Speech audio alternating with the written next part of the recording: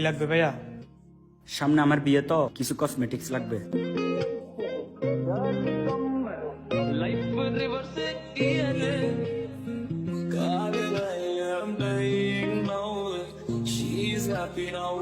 এগুলোর total price কত আসছে হিসাব করেন।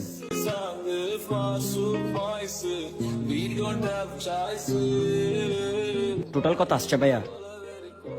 56,500। মাত্র?